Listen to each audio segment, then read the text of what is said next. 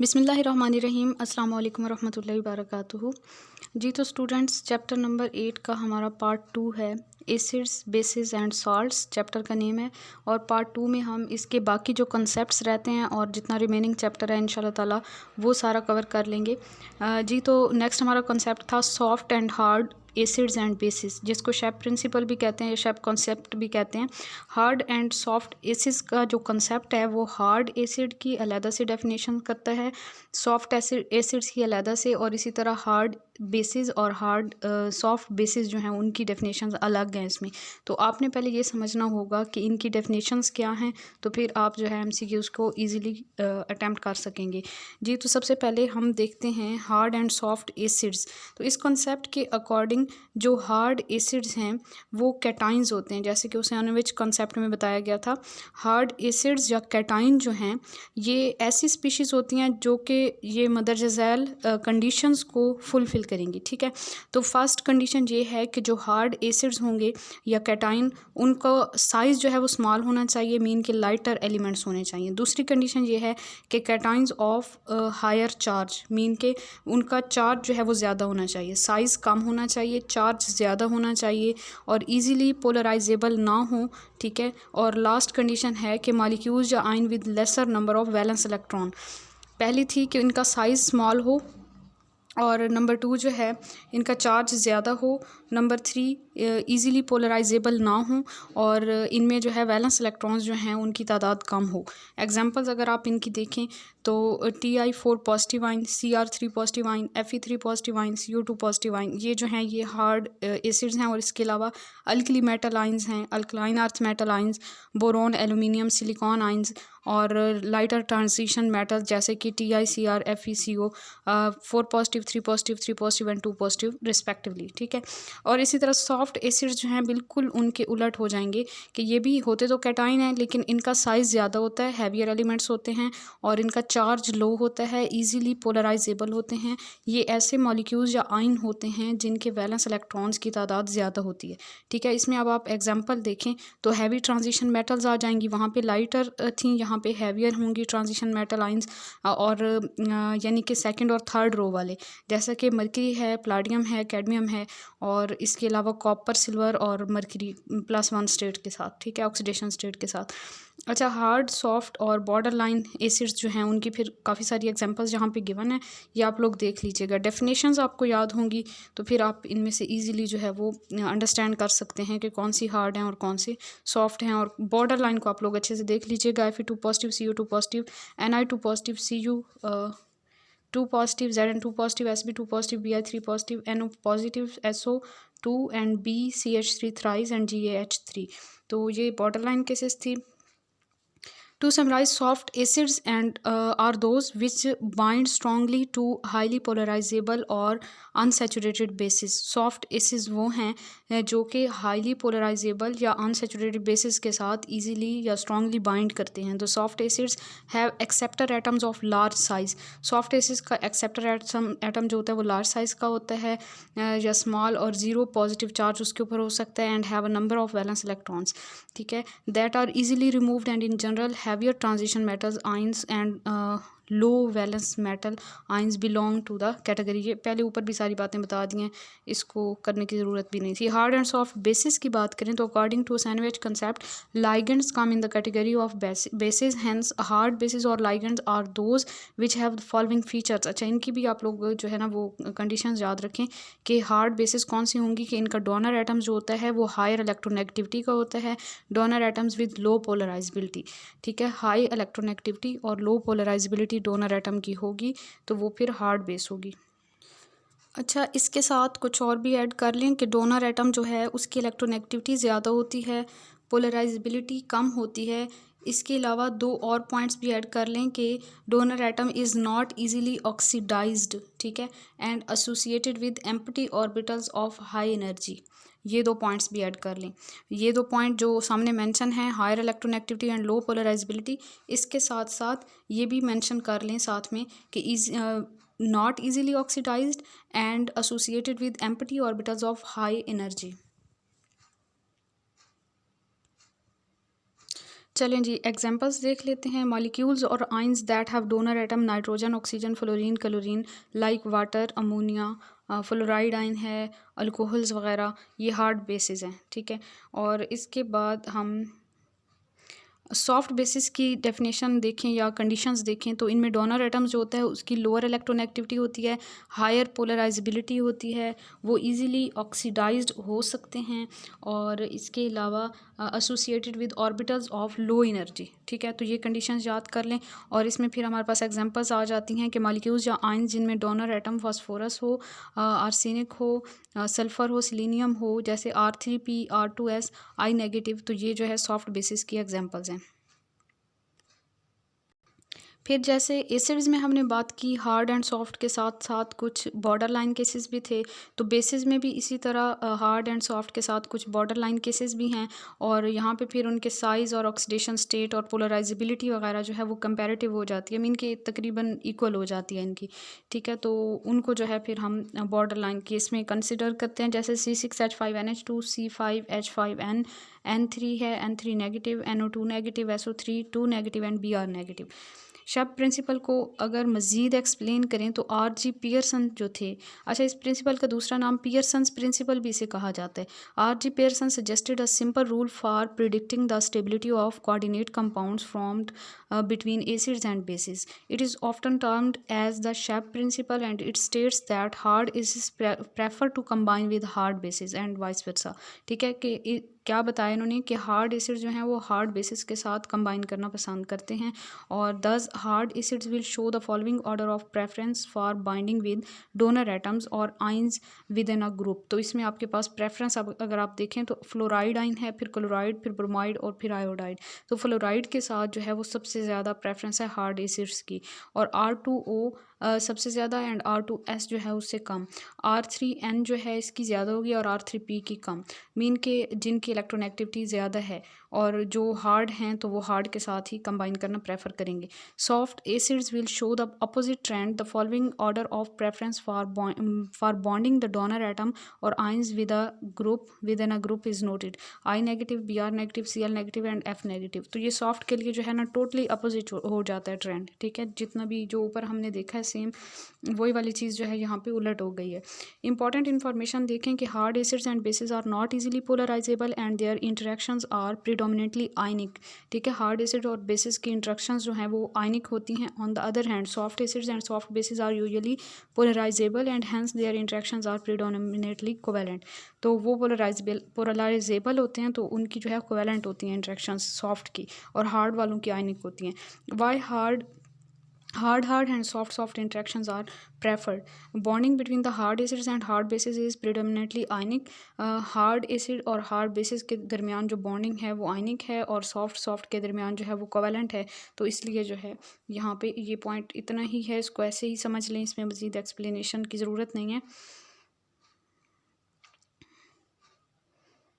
अच्छा जी, उसके बाद हैं applications of shape principle. Shape principle has the following application, stability of complexes की स्टेबिलिटी को ये प्रिंसिपल एक्सप्लेन करता है। The complex between soft acid Ag positive and soft base I negative is quite stable.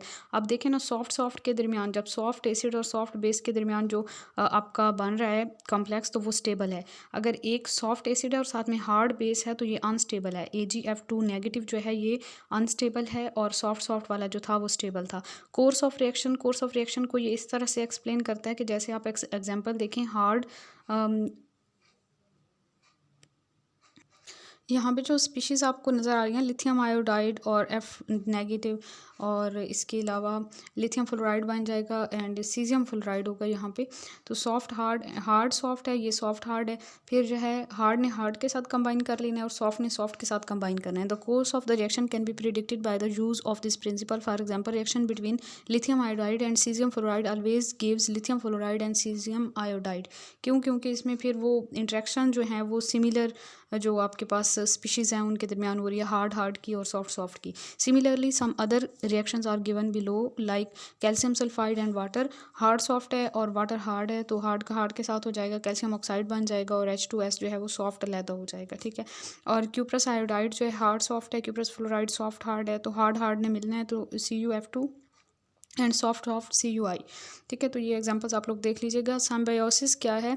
Soft ligands have a tendency to combine with the centre already associated with soft ligands. ठीक है, तो soft ligands जो हैं उसी centre के साथ combine करना पसंद करते हैं कि जिसके साथ पहले से ही सॉफ्ट लाइगेंड्स ने बॉन्डिंग की हुई है। और हार्ड लाइगेंड्स जो हैं वो उनमें ये टेंडेंसी होती है कि वो उस सेंटर के साथ जाके कंबाइन करेंगे, बॉन्डिंग बनाएंगे जिसके साथ पहले ही हार्ड लाइगेंड्स ने बॉन्डिंग की हुई है। This tendency has been termed as symbiosis. इसको सिम्बायोसिस कहते हैं। The F negative ion a hard ligand readily combined with BF3। BF3 boron जो है वो सेंट्रल एटम है, उसके साथ पहले से फ्लोराइड आइंस जो हैं वो उसके साथ कंबाइन हुए हैं, तो मज़ीद फ्लोराइड आइन जो है वो BF3 के साथ कंबाइन करना स्टार्ट करेगा क्योंकि यहाँ पे सिम्बायोसिस का फिनोमेना होगा। ठीक है, तो नेक्स्ट जी हम देखते हैं एग्जांपल इसकी।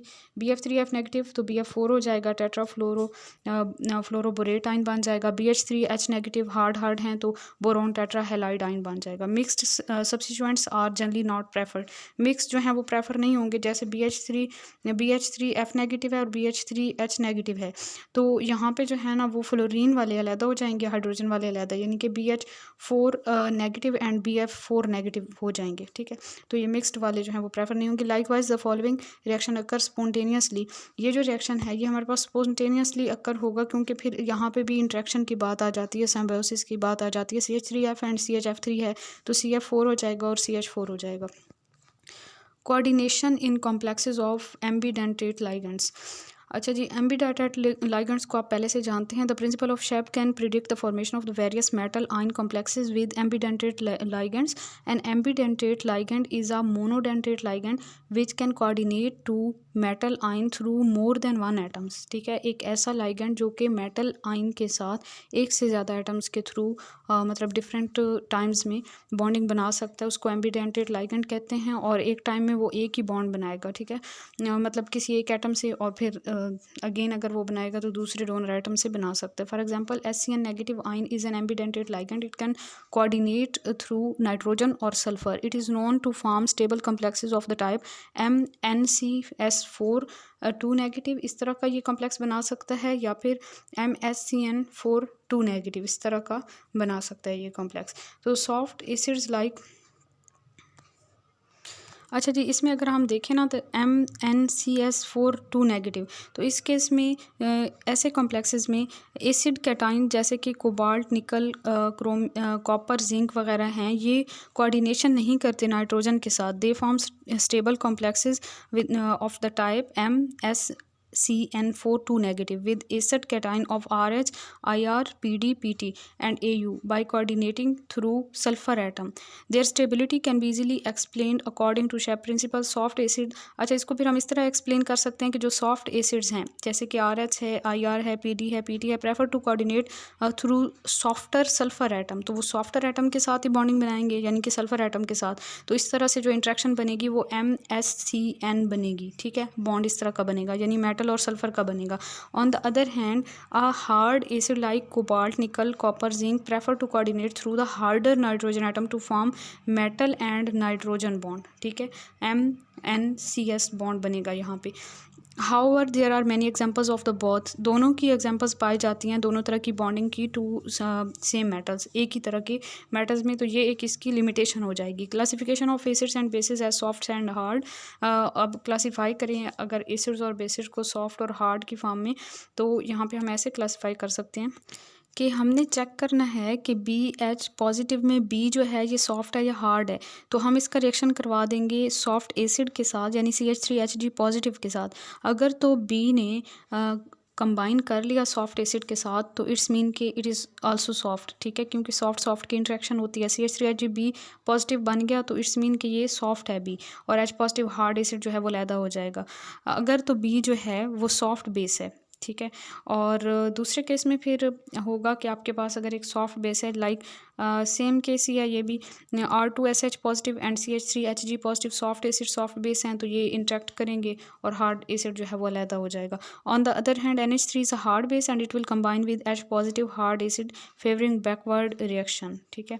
लाइक NH4 पॉजिटिव है और CH3HG पॉजिटिव है, तो ये जो था ना पहले फॉरवर्ड जा रहा था रिएक्शन, तो अब जो है वो बैकवर्ड जाएगा और NH3 जो है वो H पॉजिटिव के साथ कंबाइन हो जाना है, इसने हार्ड के साथ, तो NH4 पॉजिटिव बन जाएगा और CH3Mg सॉफ्ट एसिड जो है वो अलहदा हो जाएगा। Soft acid and hard acid hard base, ठीक है। ये अगर इस तरह से करें तो फिर इसमें NH3 और H पॉजिटिव वही वाला केस जो है यहाँ पे दोबारा से आपको एक्सप्लेन कर दिया ऊपर वाला एरो, मतलब कि रिएक्टेंट प्रोडक्ट को चेंज करके।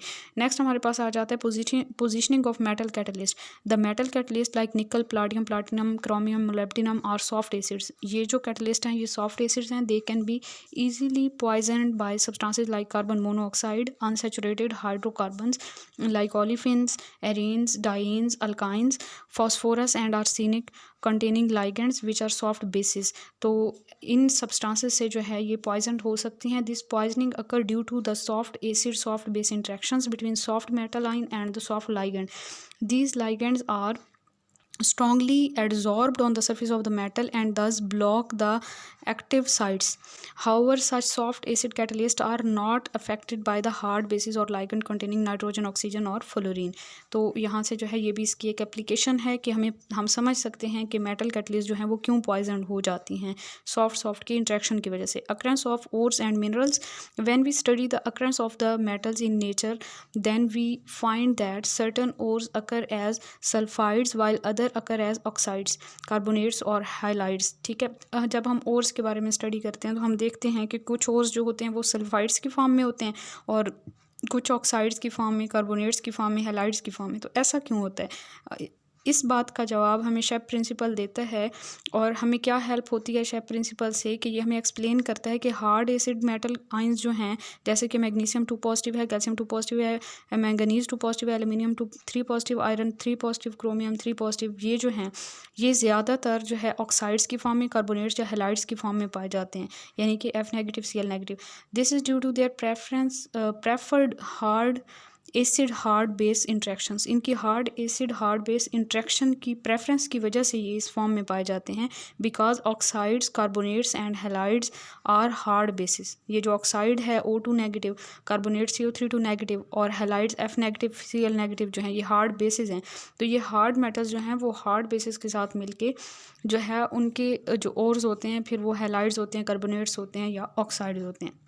इसी तरह जो सॉफ्ट एसिड मेटल आयंस हैं जैसे कि Cu positive, Ag positive, Pb2 positive, Hg2 positive, Pd2 positive, ये जो है ज़्यादातर सल्फाइड्स की फॉर्म में पाए जाते हैं। स्टेबल कम्बिनेशन बनाते हैं soft acid and soft base का S2 नेगेटिव आयन जैसे कि है, ठीक है। बॉर्डर लाइन एसिड लाइक निकल है, आयरन है, जिंक है, प्लाडियम है, कोबाल्ट वगैरह हैं, have the possibility of occurring both as sulphides as well as oxides और कार्बोनेट्स एंड हेलाइड्स, ठीक है। नेक्स्ट हम बात करते हैं, यहाँ पे एप्लीकेशंस ख़त्म हो जाती हैं लेकिन आई थिंक मैंने एप्लीकेशंस कुछ और भी ऐड की थी दूसरी बुक से, तो वो देख लेते हैं अगर मिल जाती हैं तो। एप्लीकेशंस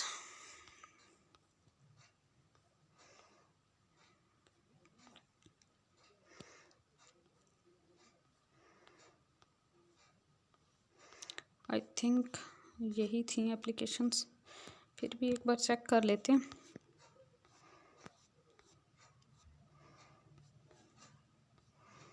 नहीं और एप्लीकेशंस नहीं है तो हम अपने टॉपिक की तरफ वापस आते हैं। पेज नंबर क्या था?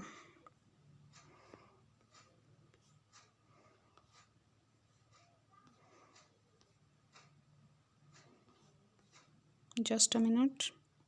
अच्छा जी, नेक्स्ट टॉपिक है हमारा relative strength of acids and basis. Basis और एसिड्स जो हैं उनकी स्ट्रेंथ हमेशा इक्वल नहीं होती, ये डिपेंड करती है एटम्स की नेचर के ऊपर या फिर थर्मोडायनामिक प्रॉपर्टीज़ पे डिपेंड करती है कि कौन से एसिड्स या बेसिस जो हैं वो स्ट्रॉन्ग हैं और कौन से जो हैं वो वीक हैं। स्ट्रेंथ को मेजर करने के लिए हम एसिड्स को वाटर में आयोनाइज करते हैं और फिर इस तरह से जो है उनकी रिलेटिव स्ट्रेंथ को मेजर करते हैं। और जैसे कि एसिड्स हैं हमारे पास HCl है, HNO3 है, HCN है, HF है, can be compared by their tendencies to give proton. अब इनकी जो प्रोटॉन देने की टेंडेंसी है उसी के लिहाज से हम इनको हार्ड या स्ट्रॉन्ग या वीक एसिड जो हैं वो कंसिडर करते हैं। और HCl, HNO3 and H2SO4 are strong acid, जबकि CH3COOH, HF and HCN are weak acids. ठीक है, डिपेंड करता है कि कितना ईजिली कोई एसिड जो है वो अपना प्रोटॉन लूज करता है, वो उतना स्ट्रॉन्ग एसिड होता है। For instance ionisation of an acid HA may be represented as, अगर हम एक जर्नल एसिड की आयोनाइजेशन वाटर में करें तो वो कुछ इस तरह से होगी कि प्रोटॉन ने वाटर के साथ मिलकर हाइड्रोनियम आयन बनाना है और बाकी जो एसिड का पार्ट होगा वो कॉन्जुगेट बेस की फॉर्म में आ जाएगा, यानी ये नेगेटिव की फॉर्म में। दोनों के दरमियान इक्विलिब्रियम इस्टेब्लिश हो जाएगा, आयंस और बाकी दो जो न्यूट्रल स्पीशीज़ हैं। जहाँ पे इक्विलिब्रियम कांस्टेंट एक्सप्रेशन लिखें तो प्रोडक्ट्स आपके ऊपर आ जाएंगे, नीचे रिएक्टेंट्स आ जाएंगे। केसी एक्सप्रेशन हमने लिखे, फिर हमें पता है कि वाटर की अमाउंट कांस्टेंट रहती है तो इसको आप केसी की तरफ ले जाएंगे, ये एक न्यू प्रोडक्ट बन जाएगा केसी और वाटर का। तो इसको न्यू जो है एक कांस्टेंट बनेगा जिसको Ka कहा जाता है, नहीं बल्कि ये जो सारी स्पीशी है ना, the constant of the left hand side is Kc into water. ठीक है, ये आपके पास K हो जाएगा और बाकी जो है वैल्यू हम यहाँ से पुट कर देंगे इस इक्वेशन में। तो K is equal to H3 positive A negative by HA। यहाँ पे जो Ka है इसको एसिड डिसोसिएशन कांस्टेंट कहते हैं या आयनाइजेशन कांस्टेंट कहते हैं for an acid, and Ka measure the relative strength of an acid. Stronger the acid larger will be the Ka value. अब अगर आप लोग Ka की वैल्यू देखें ना तो Ka का डायरेक्ट रिलेशन है इन आयंस के साथ, तो जितने ज़्यादा आयंस बनेंगे उतनी ज़्यादा Ka की वैल्यू होगी। इट्स मीन कि कोई एसिड जितना ज़्यादा प्रोटॉन लूज़ करेगा उसकी उतनी ज़्यादा Ka की वैल्यू होगी, वो एसिड उतना ही ज़्यादा स्ट्रॉन्ग होगा। That is why the term. अच्छा, उसके बाद हम कहते हैं for the sake of convenience we convert Ka into Pka। Ka को हम लोग Pka में चेंज कर लेते हैं अपनी आसानी के लिए, और Pka इक्वल होता है नेगेटिव लॉग ऑफ Ka के। जैसे pH होता है ना, तो pH equal to negative log of H positive ion concentration. ठीक है, ऐसे हम लिखते हैं negative log of H positive ion concentration.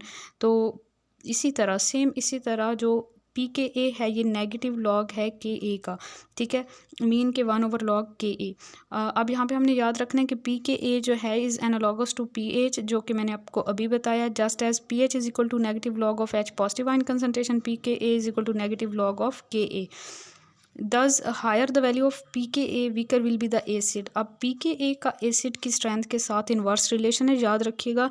जितनी ज़्यादा Pka की वैल्यू होगी उतना ही वीक होगा एसिड, और जितनी ज़्यादा Ka की वैल्यू होगी उतना ही स्ट्रॉन्ग होगा एसिड। ठीक है, Ka values of the some acids in the water are given in the table. यहाँ पे जो है perchloric acid, hydro iodic acid, hydrobromic acid, hydrochloric, nitric acid, sulphuric acid, ये सारे एसिड्स हैं और इनकी जो है वो Ka की वैल्यूज़ दी हुई हैं। जिसकी जितनी ज़्यादा होगी वो उतना स्ट्रॉन्ग होगा एसिड। तो सबसे ज़्यादा जो है परक्लोरिक एसिड की है, यानी कि HClO4 की है, उससे कम Hi की है, देन HBr की है, और देन इसी तरह जो है वो डिक्रीज़ करती जा रही है। तो ये आप कुछ इनका आइडिया रखिएगा, इनको याद करें। और नेक्स्ट हमारे पास आ जाते हैं बेंजोइक एसिड, हाइड्रोफ्लोरिक एसिड। तो ये इनकी वैल्यू जो है वो डाउनवर्ड डिक्रीज़ करती जा रही है। तो इट्स मीन कि ये जो नीचे वाले सारे हैं ये वीकर एसिड हैं, और जो टॉप पे थे वो स्ट्रॉन्गर एसिड थे। तो इनका थोड़ा सा आइडिया ले लें, इनको याद कर लें। और इस टेबल में आपको जो है एक तो इनकी वैल्यूज़ दी हुई हैं Ka की, और कंजुगेट बेसिस के आयंस भी बताए हुए हैं कि कौन कौन से हैं। ठीक है, उसके बाद हमारे पास स्ट्रेंथ ऑफ बेसिस की हम बात करते हैं। तो बेस को भी हम वाटर में डिज़ोल्व करेंगे। बेस ने OH नेगेटिव आयन देने हैं वाटर के अंदर। अब डिपेंड करता है कि कोई बेस कितने ज़्यादा हाइड्रोक्साइल आयन प्रोड्यूस करता है। जितने ज़्यादा वो आयनाइज हो जाएगी बेस, वो उतनी ही ज़्यादा स्ट्रॉन्ग होगी। Kb एक्सप्रेशन बिल्कुल उसी तरह लिखेंगे। Kb का बेस की स्ट्रेंथ के साथ डायरेक्ट रिलेशन है। जितनी ज़्यादा Kb की वैल्यू होगी उतनी ज़्यादा बेस की स्ट्रेंथ होगी। अगर इसको Pkb में कन्वर्ट करते हैं तो नेगेटिव लॉग ले लेंगे Kb का।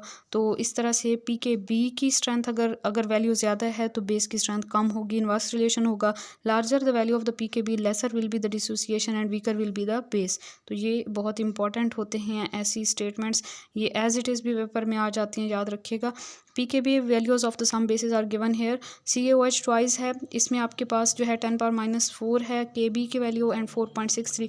के बी की वैल्यूज़ जो हैं इनको देखें कितना ईजी होगा ना लर्न करना, कि 4.6 को राउंड ऑफ कर दें 5 कर दें, या आप राउंड ऑफ ना करें, आप वैसे याद रख लें कि 4.6, 4.7 एंड 8.8 वैल्यूज़ हैं। तो जितनी ज़्यादा पी के बी की वैल्यू होगी उतनी ही वीकर होगी बेस। तो 8.8 सबसे ज़्यादा है, इट्स मीन के C6H5NH2 जो है ये सबसे वीक बेस है। ठीक है, there are many species which are negatively charge means anions and they act as bases and they accept protons from H2O to give acid base reactions। and यहाँ पे एक और टेबल में आपको दिखाया हुआ है, we know that Ka.Kb is equal to Kw। ये बहुत इंपॉर्टेंट एक्सप्रेशन है, इसको एज इट इज़ याद रखें कि Ka और Kb को हम मल्टीप्लाई करते हैं तो हमारे पास Kw आ जाता है according to Lowry Bronsted concept. ठीक है, ये लॉरी ब्रॉन्स्टेड कॉन्सेप्ट के according Ka.Kb is equal to Kw है। टेबल देखें तो टेबल में आपको नेम ऑफ आइन दिया हुआ है, फार्मूला रिएक्शंस दिए हुए हैं, बेस और फिर उसका कॉन्जुगेट एसिड, फिर Kb की वैल्यूज़ दी हुई हैं। तो वैल्यूज़ को याद करने की ज़रूरत नहीं है, लेकिन थोड़ा सा इस टेबल में से आप कंपैरेटिवली आइडिया ले लें सबका।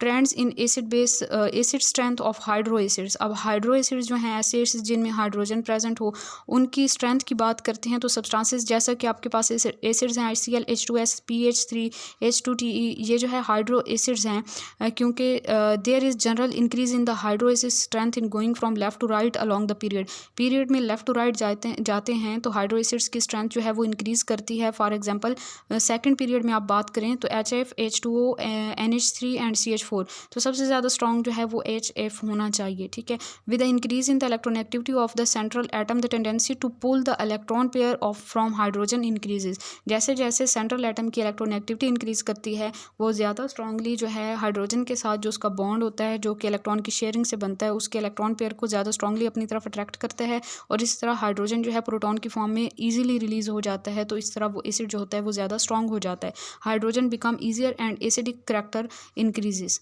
ठीक है, और रिमूवल जो है हाइड्रोजन का इजी हो जाता है। Acidity in a group increases with decrease in electronegativity. लेकिन यहाँ पे फिर उलट ट्रेंड हो जाता है कि इलेक्ट्रोनेगेटिविटी डिक्रीज करती है तो एसिडिटी जो है वो इंक्रीज करती है डाउन द ग्रुप।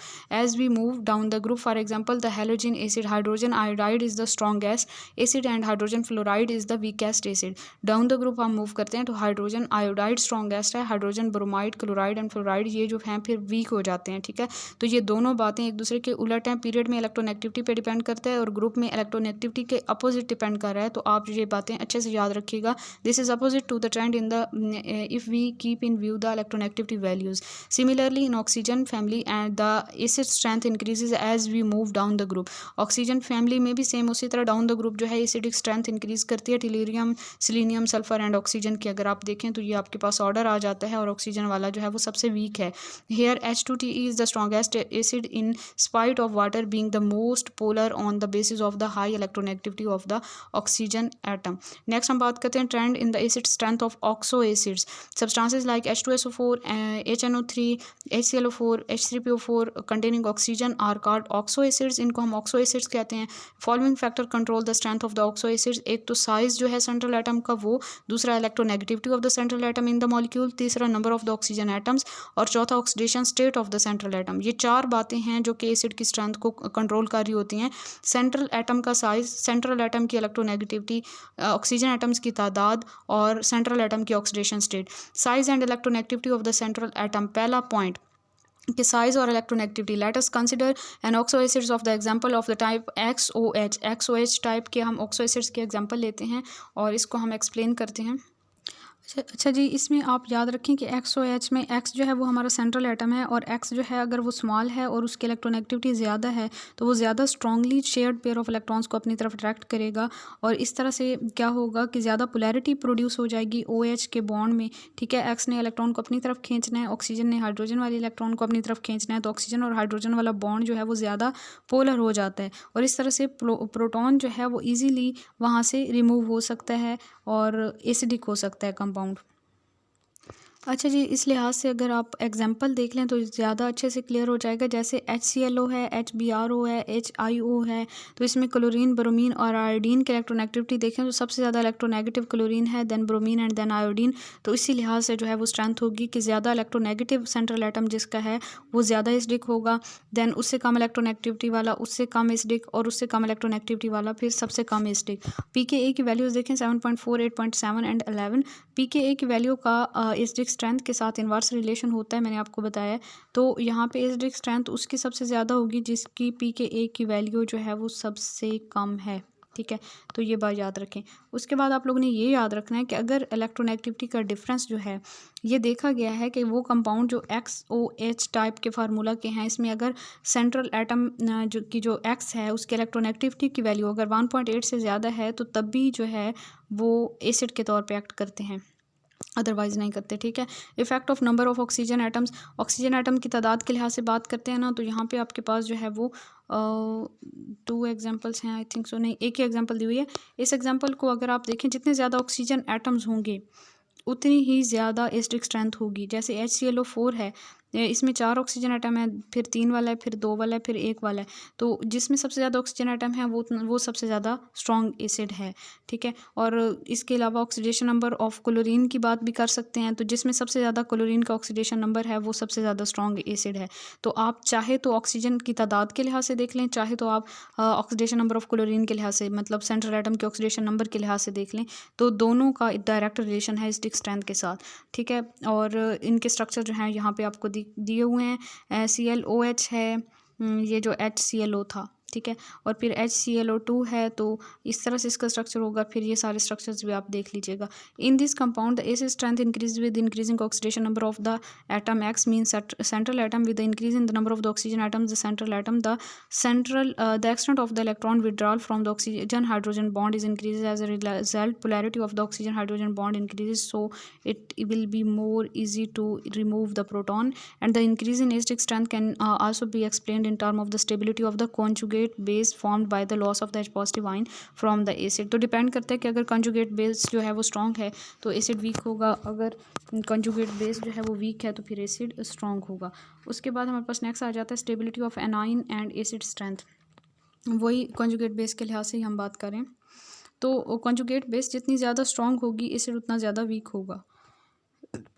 लेकिन यहाँ पे मुझसे कुछ बोलने में मिस्टेक हुई है, तो मैं आपको दोबारा बताती हूँ कि अगर कॉन्जुगेट बेस जो है या जो एनाइन बन रहा है वो जितना स्टेबल होगा एसिड उतना ज़्यादा स्ट्रॉन्ग होगा। क्योंकि अगर वो स्टेबल है तो इट्स मीन कि वो दोबारा H पॉजिटिव के साथ कंबाइन नहीं करेगा, वो अपनी इस कंडीशन में खुश है, स्टेबल है। तो अगर तो वो स्टेबल है तो वो एसिड उसका उतना ज़्यादा स्ट्रॉन्ग होगा जिस एसिड से वो बना है एनाइन।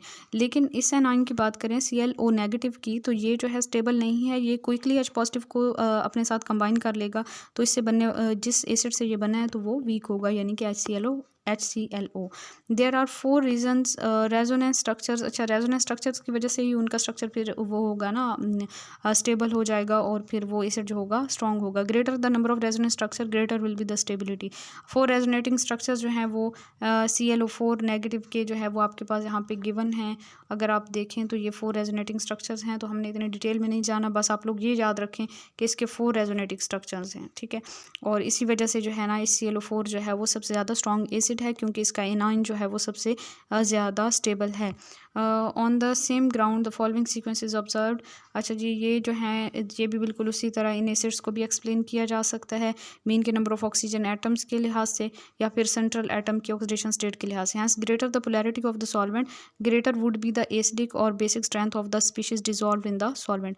नेक्स्ट हमारे पास oxidation number of the central atom है, तो ये भी हम लोग पहले देख चुके हैं, जितनी ज़्यादा ऑक्सीडेशन नंबर होगा उतना ज़्यादा एसिड स्ट्रॉन्ग होगा। The above discussions shows that if an element forms more than one oxyacids in which the element exhibit different oxidation states, then the acidic strength of the different oxyacids increases with the increase in the oxidation number of the element. Examples of the some more such oxyacids showing this trend of the acidity are given as relative order of the acidic strength of the oxy acids of the same element in different oxidation state. HNO3 है, HNO2 है, इसमें +5 oxidation state तो ये strong है, इसमें nitrogen की +3 है तो ये वीक है. H2SO4 है, H2SO3 है तो H2SO4 वाले में ऑक्सीडेशन स्टेट जो सल्फर की है वो +6 है तो वो स्ट्रॉन्ग है, और H2SO3 वाले में +4 है तो वो वीक है. HbRO4, HbRO3, HbRO2, HbRO, तो इसमें भी आप लोग ऑक्सीडेशन स्टेट के लिहाज से इन सबको देखें तो आपको क्लियर हो जाएगा. ये ग्रुप 5, 6, 7 और 8 में से एग्जांपल्स आपको दी हुई हैं. और फिर बेसिसिटी ऑफ एनाइन की बात करें तो जो है इनकी फिर स्टेबिलिटी की बात करें, स्ट्रॉन्गर एसिड है वीकर कॉन्जुगेट बेस, तो जो वीकर कंजुगेट बेस है उससे बनने वाला एसिड जो होगा वो स्ट्रॉन्ग होगा. ये वीक है तो इसका जो एसिड है वो स्ट्रॉन्ग होगा. इसी तरह जो है आपके पास बाकी सारी एग्जांपल्स भी हैं, इनको देख लीजिएगा. उसके बाद नेक्स्ट है effect of polarity and dielectric constant of the solvent and relative strength of the acids and bases. The two properties of the solvents are very important. Mean की कौन सी प्रॉपर्टीज, एक तो उसकी पोलैरिटी और दूसरा उसका डाइलेक्ट्रिक कांस्टेंट. कूलम्स लॉ के according हम देखते हैं force of attraction between the two opposite charge ions is given as F is equal to Q1 Q2 over dr². यहाँ पे Q1 और Q2 जो है वो चार्जेस हैं आइंस के ऊपर, और R जो है उनके दरमियान में डिस्टेंस है, और D जो है वो डाइलेक्ट्रिक कांस्टेंट है सॉल्वेंट का. कूलम्स लॉ के अकॉर्डिंग अगर तो एक ऐसा सॉल्वेंट है जिसका कि डाइलेक्ट्रिक कांस्टेंट लो है तो फिर जो force of attraction between the ions of the solute will be relatively large. तो सोल्यूट के आइंस के दरमियान जो फोर्स ऑफ अट्रैक्शन है वो लार्ज है. मीन के सॉल्वेंट के डाइलेक्ट्रिक कांस्टेंट के कम होने का मतलब ये है कि सॉल्वेंट जो है वो सोल्यूट के कैटाइन और एनाइन को सेपरेट नहीं कर सकेगा, उसमें इतनी पावर नहीं है कि वो उनको अलग-अलग कर सके. ठीक है, अगर डाइलेक्ट्रिक कांस्टेंट की वैल्यू ज़्यादा है इट्स मीन कि वो सॉल्वेंट जो है वो कैटाइन और एनाइन को अलग कर सकता है, उसमें इतनी पावर है. ठीक है, तो hence the dissociation of the solute would be small अगर dielectric constant कम है. In solvents with a higher dielectric constant the force of the attraction between the ions would be small and so the extent of dissociation would be large, and the dielectric constant and the dipole moments are known to be directly related. dielectric constant और dipole moment का direct relation होता है. relative order of acidic strength of oxy acids of the elements of the same group and in the same oxidation state. अगर group भी same है, same oxidation state है, तो फिर उनके ट्रेंड की अगर हम बात करते हैं, जैसे आपके पास HClO3 है, HbRO3 है, HiO3 है, तो इसमें HClO3 जो है वो सबसे ज़्यादा स्ट्रॉन्ग है. इसको अगर हम देखें, एक्सप्लेनेशन देखें तो यहाँ पे जो है वो all these acids have the same structure, इनका स्ट्रक्चर भी सेम है. Here X is equal to Cl, Br and I. यहाँ पे सेंट्रल एटम जो है वो क्लोरीन, ब्रोमीन और आयोडीन है. The oxidation number of the central atom in each molecule is the same like +5. And now we shall explain the acidity order of the basis on the basis of the electronegativity of the central atom. अब यहाँ पे हम oxidation state भी same है, structure भी same है, सब कुछ सेम है, तो हम इलेक्ट्रोनेगेटिविटी के डिफरेंस के लिहाज से हम यहाँ पे एक्सप्लेन करेंगे. As the electronegativity of the central atom X decreases as we move from chlorine to iodine, the tendency of the central atom to attract the electron pair towards itself will decrease, and hence the possibility of rupture of the OH bond will decrease. ठीक है, तो mean कि वो week होता जाएगा. Acid simple सी बात है, इसमें जो है ना इसको आप रीड कर लीजिएगा. इसी तरह HNO3, HPO3 एंड HaSO3 ये ग्रुप 5th वाले जो हैं H3PO4, H3ASO4 एंड H3SbO4 इनको भी इलेक्ट्रोनेगेटिविटी के लिहाज से हम एक्सप्लेन कर सकते हैं. और sulphur, selenium, tellurium in the same group of the purity electronegativity decreases down the group. ठीक है, तो ये सारी एग्जांपल जो है 6 ग्रुप वाली भी सेम उसी तरह हैं. इसी तरह similarly the order of the acid strength of the other oxy acids of the halogens के बाकी ऑक्सी एसिड्स हाइपोहेलस एसिड्स हैं, हेलस एसिड्स हैं और परहेलिक एसिड्स हैं. हाइपोहेलस एसिड में HClO, HbRO, HiO हैं, और हेलस एसिड में HClO2, HbRO2, HiO2 हैं, और परहेलिक एसिड में HClO4, HbRO4 एंड HiO4 हैं. ठीक है, क्लोरीन, ब्रोमीन, आयोडीन जो हैं वो सेम ग्रुप के हैं पीरियोडिक टेबल के, तो इनकी जो है वो इलेक्ट्रोनेगेटिविटी के लिहाज से जो है वो एसिडिक स्ट्रेंथ को एक्सप्लेन किया गया है. Do you know oxy acids of the fluorine are not formed, ये याद रखिएगा. अच्छा जी, नेक्स्ट है acidic strength of H3PO2, H3PO3 and H3PO4. In the previous discussion we reach the conclusion that the acidic strength of the oxy acids of the element in different oxidation state increases with increase in oxidation number of the central metal atom but the acidic strength of the acids like H3PO2, H3PO3 and H3PO4 is not in the increasing order. अब इसमें देखें ना तो oxidation state सबसे ज़्यादा जो central atom की है वो H3PO4 में है, तो इसे सबसे स्ट्रॉन्ग होना चाहिए, लेकिन यहाँ पे ऑर्डर रिवर्स हो गया. ये सबसे ज़्यादा वीक है। द एक्चुअल ऑर्डर है इज़ फाउंड एज H3PO2 सबसे ज़्यादा स्ट्रॉन्ग, H3PO3 उससे कम और H3PO4 सबसे कम। This order has been explain on the basis of the number of the OH group. यहाँ पे OH ग्रुप्स के लिहाज से इस ऑर्डर को एक्सप्लेन किया गया। These acids are monobasic, dibasic, tribasic and hence contains 1, 2 and 3 OH groups. तो यहाँ पे जिसमें सबसे ज़्यादा OH ग्रुप हैं, ठीक है, यानी कि H3PO4, तो वो सबसे ज़्यादा जो है वो स्ट्रॉन्ग एसिड है, ट्राइबेसिक, ठीक है, और इससे कम फिर डाइबेसिक एंड देन मोनोबेसिक,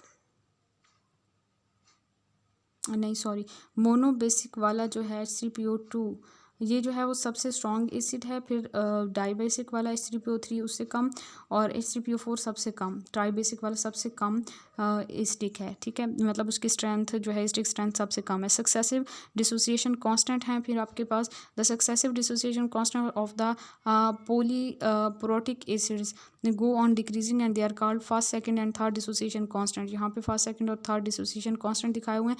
जैसे सल्फ्यूरिक एसिड है उसका बहुत ज़्यादा लार्ज है, फिर जो है सल्फ्यूरस एसिड जो है वो उसका जो है वो कम हो जाता है, ठीक है। तो सक्सेसिवली जो है यहाँ पे डिक्रीज होते जाएंगे। नेक्स्ट हमारे पास टॉपिक आ जाता है levelling effect and differentiating effect of the solvent. अच्छा जी, इसको हम इस तरह एक्सप्लेन करते हैं कि हमारे पास कुछ बेसिक सॉल्वेंट्स होते हैं, जैसे कि अमोनिया है, अमाइड्स हैं, हाइड्रोजीन हैं, इनको हम बेसिक सॉल्वेंट्स कहते हैं। बेसिक सॉल्वेंट्स जो होते हैं इनमें ये एबिलिटी होती है कि ये गुड प्रोटॉन एक्सेप्टर्स होते हैं। जब ये गुड प्रोटॉन एक्सेप्टर्स हैं तो इनके अंदर जब एसिड्स को डिज़ोल्व किया जाएगा तो एसिड्स अपने प्रोटॉन लूज़ करेंगे, तो ये ईजिली उनके प्रोटॉन्स को एक्सेप्ट कर लेंगे। मीन के एसिड्स जो हैं वो बहुत ईजिली इनमें आयोनाइज हो जाएंगे और इस तरह से सारे के सारे एसिड्स जो हैं वो इक्वल स्ट्रेंथ शो करना शुरू कर देंगे बेसिक सॉल्वेंट्स के अंदर। तो ये जो फिनोमेना है इन सॉल्वेंट्स का कि सारे एसिड्स इनमें एक जैसी स्ट्रेंथ शो करना शुरू कर देते हैं, मीन स्ट्रॉन्ग एसिड्स के तौर पे बिहेव करते हैं, तो इसको हम levelling effect of the solvent कहते हैं, ठीक है। Such solvents are said to exert an levelling effect on the strength of acids. और अगर हम एसिडिक सॉल्वेंट, बेसिक सॉल्वेंट्स की बजाय एसिडिक सॉल्वेंट्स की बात करें, जैसे CH3COOH है, HCOOH है, हाइड्रोजन हैलाइड्स हैं, तो ये जो है ना इनका रिवर्स इफेक्ट होगा। मीन के इनमें अगर हम एसिड्स डालेंगे तो उनकी स्ट्रेंथ कम शो होगी, in which all the bases tend to become strong. अच्छा, इनके अंदर फिर बेसिस को अगर हम डालेंगे तो बेसिस जो है वो स्ट्रॉन्ग, सारी की सारी बेसिस जो हैं वो स्ट्रॉन्ग बिहेवियर शो करेंगी। Such acidic solvent however tend to decrease and strength of the acids and tend to exert differentiating effect. तो ये बेसिस के लिए तो लेवलिंग सॉल्वेंट के तौर पे एक्ट करेंगे, लेकिन जो एसिडिक सॉल्वेंट्स हैं ये एसिड्स की स्ट्रेंथ को डिक्रीज करेंगे और डिफरेंशिएटिंग इफेक्ट डालेंगे उनके ऊपर on the strength of acids. Thus water behave as levelling solvent for acids such as HClO4। Water जो है वो लेवलिंग इफेक्ट डालता है HClO4, HI, HBr, HNO3 वगैरह के ऊपर, और बाकी जो है ना एंड HCl भी इसमें आ जाता है। And bases such as NaH, NaNH2 and NaOC2H5, इनके ऊपर वाटर जो है वो लेवलिंग इफेक्ट डालता है इन एसिड्स और इन बेसिस के ऊपर। So in aqueous medium the acid strength is similar due to levelling effect of the water. तो एक्वस मीडियम के अंदर जो एसिड्स की स्ट्रेंथ है वो सिमिलर होती है लेवलिंग इफेक्ट की वजह से। Therefore to compare their relative strength of strong acids and bases, strong acids और स्ट्रॉन्ग बेसिस की अगर हमने रिलेटिव स्ट्रेंथ को कंपेयर करना हो तो such a solvent should be selected that ionises the strong acids and bases to different extent. तो हमें एक ऐसा सॉल्वेंट चूज करना पड़ता है जो कि स्ट्रॉन्ग एसिड्स और स्ट्रॉन्ग बेसिस को डिफरेंट एक्सटेंट तक आयोनाइज कर सके, कंप्लीटली आयोनाइज ना कर दे सबको। Such a solvent is called differentiated solvent, differentiating solvent. तो ऐसे सॉल्वेंट को हम डिफरेंशिएटिंग सॉल्वेंट कहते हैं। For example acetic acid is a differentiating solvent towards halogen acids. जो एसिटिक एसिड है वो हैलोजन एसिड्स के लिए डिफरेंशिएटिंग सॉल्वेंट के तौर पे एक्ट करता है and their ionisation increases with increase in atomic number of the halogen. और अगर हैलोजन का एटॉमिक नंबर इंक्रीज करता है तो उनकी आयोनाइजेशन भी इंक्रीज करती है। लाइक HI सबसे ज़्यादा, HBr उससे कम, और HCl जो है वो सबसे कम एसिडिक है। In this way the acetic acid has been use extensively to determine the relative strength of the strong acids. तो स्ट्रॉन्ग एसिड जैसे HClO4, H2SO4, HNO3 वगैरह हैलोजन एसिड्स हैं, इनकी स्ट्रेंथ को मेजर करने के लिए एसिटिक एसिड को as a differentiating solvent use किया जाता है।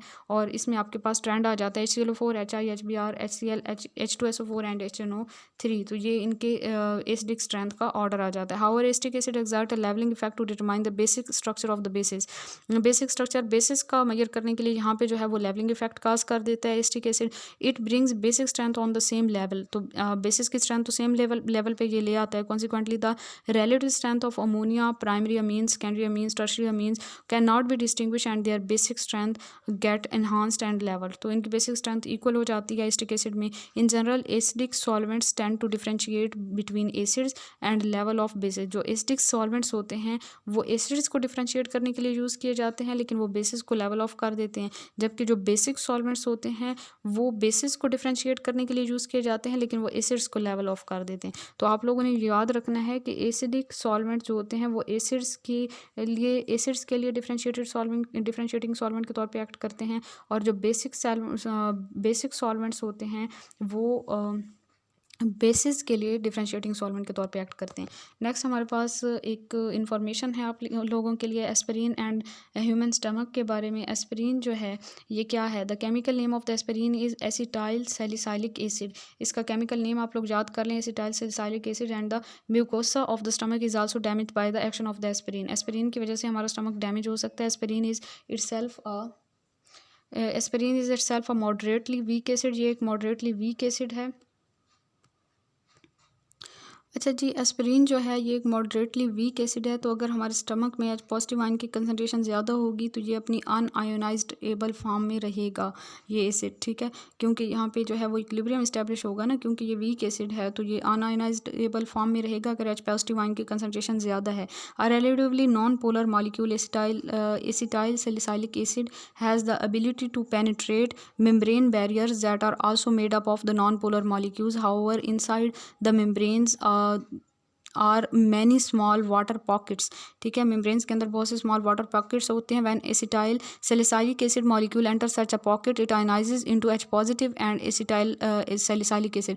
जब ये वाटर पॉकेट्स के अंदर जाता है तो वहाँ पे इसकी आयनाइजेशन हो जाती है H पॉजिटिव और एसिटाइल सैलिसाइलेट आयन के अंदर, and these ionic species become trapped in the interior region of the membrane, और मेम्ब्रेन के अंदर ये ट्रैप हो जाती हैं ionic species. And the continued buildup of ions in this fashion weakens the structure of the membrane and eventually causes bleeding। और इस तरह से फिर bleeding स्टार्ट हो जाती है क्योंकि वो membrane का structure जो है वो डैमेज होना स्टार्ट हो जाता है। Approximately 2 milliliter of the blood are usually lost for every aspirin tablets taken। एक अगर एस्पिरिन की टैबलेट ली जाती है तो तकरीबन 2 मिलीलीटर ब्लड जो है वो हमारा ज़ाया हो जाता है, लॉस्ट हो जाता है। And this amount is not generally considered harmful. इसको जो है वो नुकसानदेह तो नहीं माना जाता। However the action of the aspirin can result in severe bleeding in some individuals। It is interesting to note that the presence of the alcohol makes acetyl salicylic acid even more soluble. Alcohol की मौजूदगी में ये ज़्यादा soluble हो जाता है membranes में and further promote the bleeding, और फिर ब्लीडिंग ज़्यादा हो सकती है। तो एस्पिरिन को कम से कम यूज़ करें। नेक्स्ट जी हमारे पास आ जाता है relation between redox reactions and acid base reactions. Oxidation reduction reactions जो होते हैं ना उनको रिडॉक्स रिएक्शन भी कहते हैं। And they involve the transfer of the electrons from the atom that is oxidise to the atom that is reduce. ये हम लोग पहले ही जानते हैं, बहुत बेसिक सी बातें हैं। Redox reaction is also called electron transfer reaction. ये बातें आप लोग सारी जानते हैं इसलिए मैं जस्ट रीड कर रही हूँ, इसको एक्सप्लेन नहीं करूँगी। Oxidation is a loss of electron, conversely reduction is a gain of electron. In any redox reaction the substance which oxidise another substance is called oxidizing agent or oxidant, and in simple words any substance that accept electrons is called oxidizing agent, and the substance which donates electron to another substance and hence reduces it is called reducing agent। And oxidation and reduction reactions go side by side in every electron transfer reaction। उसके बाद जी हमारे पास आ जाता है Usanovich concept के according it is related to acids and bases, and an acid is any species capable of giving cation combining with anion or electron or neutralizing a base to give a salt। In other words an acid is a cation or cation donor or electron pair acceptor। Thus an acid may be called as oxidizing agent। अब यहाँ पे आप लोग relate कर सकते हैं oxidising agent और acid को, कि एसिड जो है वो चूँकि इलेक्ट्रॉन पेयर एक्सेप्टर है तो इलेक्ट्रॉन वो ले रहा है तो दूसरी स्पीशी की ऑक्सीडेशन करवाएगा तो वो ऑक्सीडाइजिंग एजेंट के तौर पे एक्ट करेगा। इसी तरह एक बेस जो है उसको हम डिफाइन करते हैं as any species capable of giving up anions और इलेक्ट्रॉन्स और कंबाइनिंग विद द कैटाइंस और neutralising an acid to give a salt. This concept include are redox reactions, electron transfer reactions as acid base reactions. तो इस concept के according सारे redox reactions, electron transfer reactions जो हैं वो acid base reactions होते हैं। ठीक है, उसके बाद जी कुछ एग्जांपल्स यहाँ पे दी हुई हैं। We know that sodium atom loses an electron, sodium atom electron lose करता है, तो ये इलेक्ट्रॉन लूज करता है, इट्स मीन इसकी अपनी ऑक्सीडेशन हो रही है, तो ये रिड्यूसिंग एजेंट के तौर पे एक्ट करेगा। और क्लोरीन जो है उसने इलेक्ट्रॉन गेन करना है, क्लोराइड आयन में चेंज होना है, तो इसकी रिडक्शन होगी और ये दूसरों को ऑक्सीडाइज करवाएगा, तो ये आपके पास जो है वो ऑक्सीडाइजिंग एजेंट के तौर पे एक्ट करेगा। ठीक है, तो chlorine atom gain this electron and it acts as an acid in acid base reaction and an oxidising agent in redox reaction. Since transfer of the electron take place so it is redox reaction, ये redox reaction भी हो गया और oxidation reduction reaction भी हो गया, ये सारा कुछ। ठीक है, कंसिडर द रिएक्शन जिंक और H पॉजिटिव के दरमियान Zn2 पॉजिटिव और H2 बनता है। तो इसमें आप देखें तो इस रिएक्शन में H पॉजिटिव जो है ये ऑक्सीडाइजिंग एजेंट है और जिंक जो है वो रिड्यूसिंग एजेंट है, और the transfer of the electron occur in this reaction, so it is redox reaction. Further H positive is an acid and zinc act as a base in acid base reaction, and so it is clear that an acid acts as an oxidizing agent and a redox reaction and base act as a reducing agent in a redox reaction। तो ये आप लोग simple सी बातें थी, interesting सी, ये आप लोग याद रखें। ये रिलेशन फ़िलहाल छोड़ दें, इसको हम नेक्स्ट चैप्टर में कवर करेंगे इंशाल्लाह उल अज़ीज़। और नेक्स्ट हमारे पास auto ionisation of the water आ जाती है, पीएच एंड पीओएच के बारे में कंसेप्ट है। प्योर वाटर जो है वो पुअर कंडक्टर होता है इलेक्ट्रिसिटी का, लेकिन अगर उसमें कुछ जो है हम स्मॉल कंडक्शन वो शो कर सकता है। This conduction results from self ionisation of the water, mean auto ionisation, a reaction in which two like molecules react to give ions. ठीक है, दो एक जैसे मॉलिक्यूल जब एक दूसरे के साथ रिएक्ट करते हैं और आइंस में चेंज होते हैं, तो इस प्रोसेस को हम ऑटो आयनाइजेशन या सेल्फ आयनाइजेशन कहते हैं। Pure water ionises highly to slightly to produce hydronium ion and hydroxyl ion. Pure water जो है बहुत कम आयनाइज होता है और वो H पॉजिटिव आइन यानी कि H3 पॉजिटिव हाइड्रोनियम आइन में और हाइड्रोक्सिल आइन OH नेगेटिव आइन में चेंज होता है। तो दो वाटर के मॉलिक्यूल जो है वो एक दूसरे के साथ रिएक्ट करेंगे, H3 पॉजिटिव और OH नेगेटिव में चेंज होंगे। केसी एक्सप्रेशन इसके लिए लिखेंगे, आप प्रोडक्ट को ऊपर लिखते हैं, कंसंट्रेशन को और रिएक्टेंट्स को नीचे लिखते हैं, तो ये इस तरह से कुछ आ जाएगा। वाटर की कंसंट्रेशन जो है वो ऑलमोस्ट सेम रहेगी, कांस्टेंट रहेगी। इस वजह से इस कांस्टेंट को इस कांस्टेंट के साथ मल्टीप्लाई कर दें तो आपके पास जो है वो ये वाली टर्म आ जाएगी। तो ये जो है टर्म है इसमें Kc और H2O का जो कंसंट्रेशन का स्केयर है, ये आपके पास एक न्यू कांस्टेंट आ जाएगा जिसको हम Kw कहते हैं। और the product of the to constant Kc and H2O square defines a new constant and which is denoted by Kw called ionic product constant for the water at 25 degree centigrade. The value of the Kw is 1 × 10⁻14 gram ion per decimetre cube and like an equilibrium constant the value of the Kw varies with temperature. Kw की value जो है ये भी temperature के साथ change होती है equilibrium constant की वैल्यू की तरह। Kw is equal to H3O positive OH negative ion concentration is equal to 1 × 10⁻14 gram ion per decimetre cube at 25 degree centigrade. Because we often write H positive for H3O positive and the ionic product for water can be written as Kw is equal to H positive ion concentration into OH negative ion concentration is equal to 1 × 10⁻14 और eight 25 degree centigrade. ठीक है, उसके बाद जी next हमारे पास आ जाता है कि since the water being neutral in character yield the dissociation an equal number of the H positive and OH negative ion, hence we can write अच्छा H positive की जगह पे आप OH negative लिख सकते हैं, OH negative की जगह पे H positive, अगर इस OH negative की जगह पे H positive की जगह पे OH negative ऐड कर दें तो OH negative ion की कंसंट्रेशन का स्केयर हो जाएगा। ठीक है, 1 × 10⁻14 हो जाएगा 25 डिग्री सेंटीग्रेड। और अगर आप H positive भी कर दें तो तब भी अगर आप एक के लिए वैल्यू निकालेंगे तो फिर आपके पास 1 × 10⁻7 gram per decimetre cube at 25 degree centigrade आ जाएगा। Solution which contain H positive ion concentration equal to 10⁻7 gram per decimetre cube is said to be neutral. एक ऐसा सोल्यूशन जिसमें H पॉजिटिव आयन की concentration 1 × 10⁻7 gram per decimetre cube हो तो वो neutral solution होगा। If the concentration of H positive ion is more than 10⁻7 then the solution will be acidic, और अगर इससे कम होगी तो फिर जो है वो सोल्यूशन बेसिक होगा। दस H positive ion concentration is a major of acidity और बेसिसिटी ऑफ द सोल्यूशन। तो H पॉजिटिव आयन की कंसंट्रेशन से ही किसी सोल्यूशन की एसिडिटी या बेसिसिटी का पता चलता है हमें। The pH scale significance of the pH and pOH, the concentration of the H positive in an aqueous solution is usually quite small।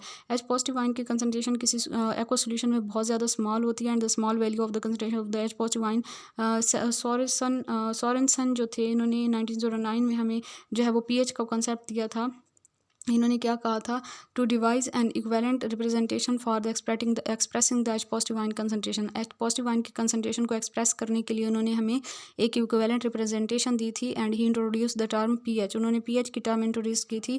Sorensen meant the symbol pH. उन्होंने pH का symbol जो है हमें बताया टू स्टैंड फॉर, और उन्होंने ये कहा कि इसका मतलब ये है कि पोटेंशियल ऑफ द हाइड्रोजन के पोटेंशियल को पीएच से शो करते हैं। The pH of the solution is defined as the negative of the logarithm of the molar hydrogen ion concentration. pH is equal to negative of the logarithm of the molar hydrogen ion concentration. And the pOH negative ion के molar concentration का negative log ले लें तो आपके पास POH आ जाएगा। A number of p terms are currently used. यहाँ पे अब बहुत सी पी टर्म्स हम यूज़ करते हैं, PH, POH, PKW, PKB और इसी तरह जो है PKA वगैरह। To express the numerical value of a given quantity as its negative logarithm we use the symbol P। Negative log में अगर किसी चीज़ को एक्सप्रेस करना हो तो हम P का सिंबल यूज़ करते हैं। And when the symbol P proceeds the symbol of our quantity, it means that the negative logarithm of the quantity, and thus POH is equal to negative log of OH negative ion concentration, and PK means the negative logarithm of the equilibrium constant. PKA is equal to log of negative log of Ka। ठीक है, और PKA means the negative logarithm of the K, and this is dissociation constant। and similarly for water PKW is equal to negative log of KW, and KW is equal to, ये हम पहले भी पढ़ चुके हैं, hydrogen ion concentration into hydroxyl ion concentration is equal to 10⁻⁴ at 25 degree centigrade, taking logarithm and reversing the sign we have. अगर हम negative log ले लें और साइंस को रिवर्स कर दें तो फिर हमारे पास कुछ इस तरह से आ जाएगा और 14 की इक्वल आंसर आ जाएगा PKW का। ठीक है, तो negative log of H positive ion concentration plus negative log of OH negative ion concentration is equal to 14 mean 7 + 7 यहाँ पे आपके पास आ जाएगा। PH plus POH is equal to 14 होता है, and the sum of PH and POH is thus equal to 14 in water or any dilute aqueous solution at 25 degrees centigrade, and this relationship is useful for calculating H positive ion and OH negative ion concentration। तो इस relationship से हम H positive और OH negative ion की concentration find कर सकते हैं। PH plus POH is equal to 14 and the value of the pH normally varies between 0 to 14। pH की वैल्यू नॉर्मली 0 से 14 के दरमियान में वेरी करती है। Any how solutions of the negative pH and having values more than the 14 are also known. ऐसे solution भी जाने जाते हैं जिनकी pH की वैल्यू जो है नेगेटिव हो सकती है या 14 से ज़्यादा हो सकती है। Thus pH of a pure water और of any neutral solution serves as the dividing line between the acidic and basic solution. जो pH है ना वो डिवाइडिंग लाइन के तौर पे एक्ट करते हैं। The pH of the neutral solution is 7। All the solution having pH less than 7 are acidic and those having pH greater than 7 are basic, and we often use the pH as measure of acidity. तो pH जो है वो हमें acidity के बारे में information देता है, and the more acidic the solution the smaller will be the value of the pH। And several familiar solutions have concentration have characteristics pH values. For example human blood जो है इसकी pH की value होती है 7.35 to 7.45। ये भी PPSC के exam में पूछा जा चुका है question.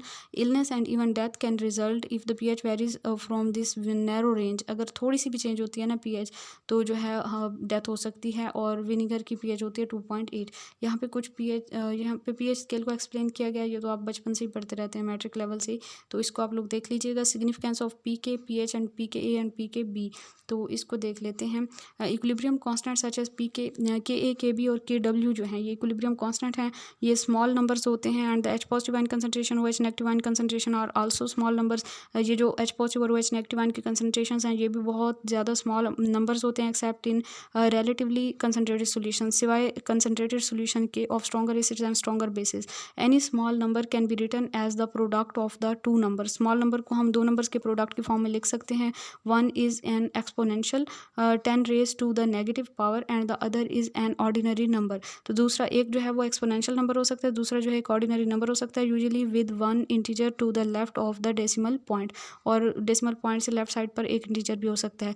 But such numbers are not easy to work with. ऐसे नंबर्स के साथ डील करना ईजी नहीं होता। So a more convenient way of expressing them is use. तो एक ज़्यादा आसानी वाला तरीका यूज़ किया जाता है। And the negative logarithm mean के यूज़ किया जाता है to express the numerical value of a given quantity as its negative logarithm we use the symbol P। तो उसके लिए हम P का सिंबल यूज़ कर सकते हैं। पहले भी मैंने आपको बताया, when the symbol P proceeds the symbol for the quantity it means take the negative logarithm. P का मतलब ये है कि हमने नेगेटिव लोगैरिथम लेना है क्वांटिटी का।